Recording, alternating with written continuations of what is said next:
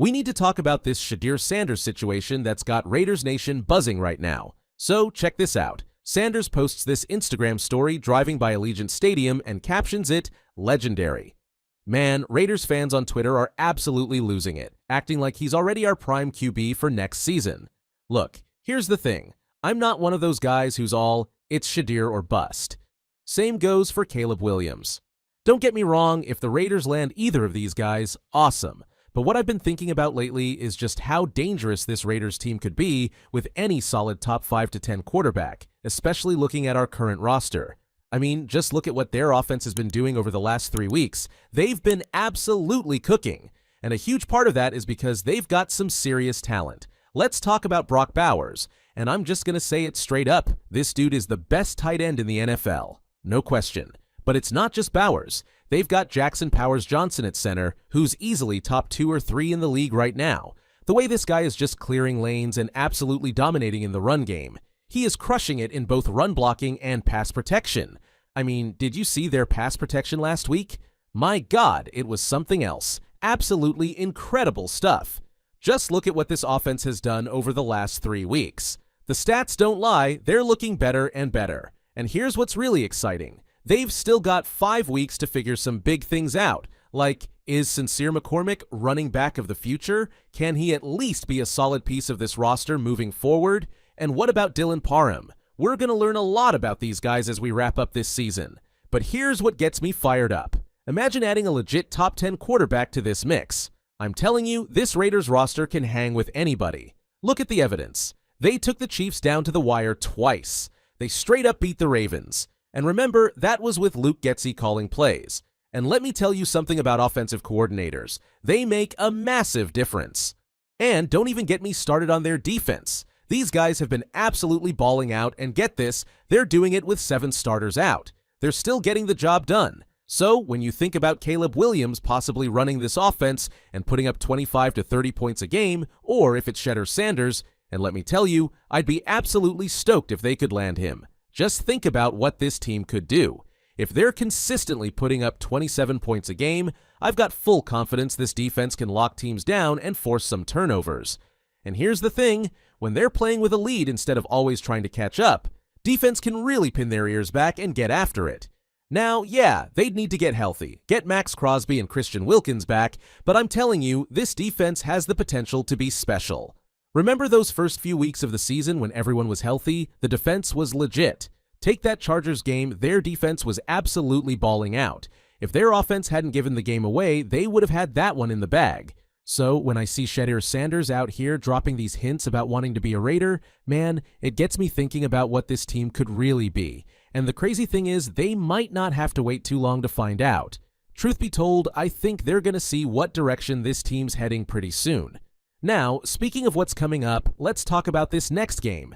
This Tampa game is huge for that, especially when you look at these key matchups.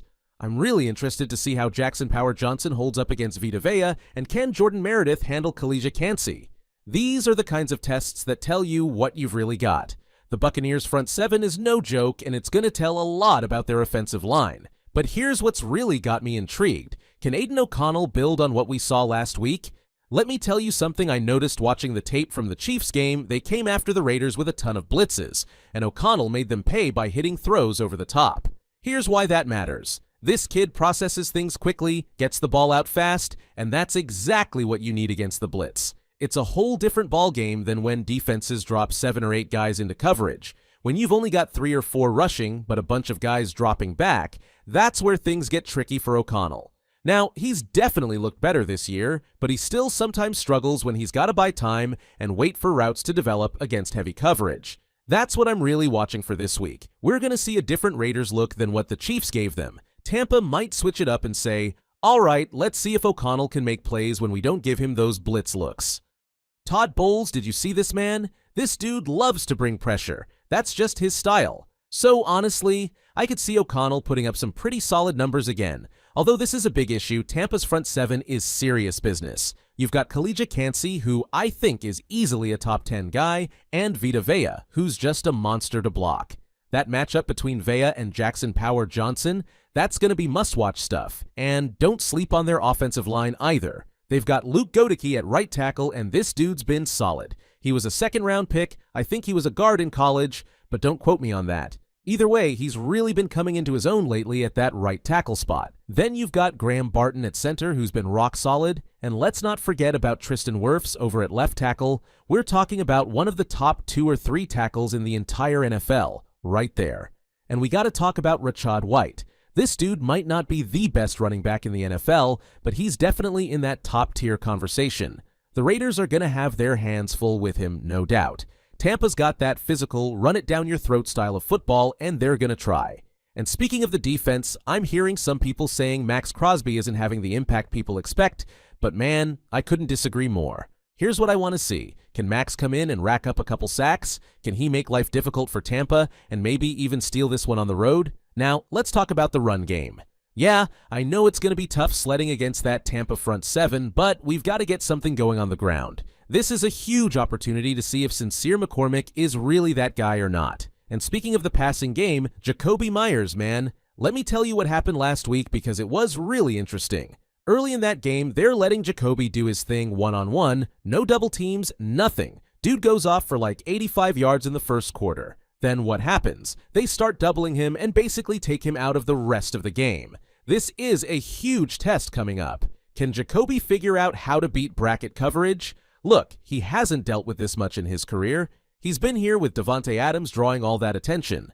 But thinking ahead to next year, we need to know if Jakobi can beat those brackets or if we need to go find that true number 1 who can handle that kind of coverage. And let's be real, just because there's bracket coverage doesn't mean you're automatically shut down.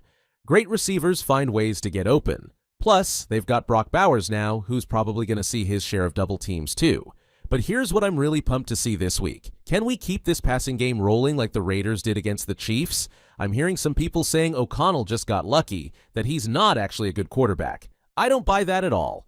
The best case scenario? O'Connell comes out, throws for another 300-plus yards and 3 touchdowns. Raiders get the win. Then they stack a couple more wins and heading into season, maybe, just maybe, they find out O'Connell is actually the guy going forward. Could he be their quarterback for next season? Hey, it might happen, it might not, but these next few games are going to tell us a lot. So now here we are in the final month of the season. The Raiders are at 2-10, and yeah, they're not making the playoffs this year, but these last few games are huge for evaluating what they've got and what they need going forward. Looking ahead to these final 5 games, let's be real about something. Does this team need to go 5-0? Obviously not. If anything, winning out might actually hurt their draft position. What's really important right now is using these games to evaluate our talent. So, what do you think about all this? Are you Team Shedeur Sanders, Team Caleb Williams, or are you riding with Aiden O'Connell after what we've seen these past few weeks? Let me know what you guys think in the comment section down below.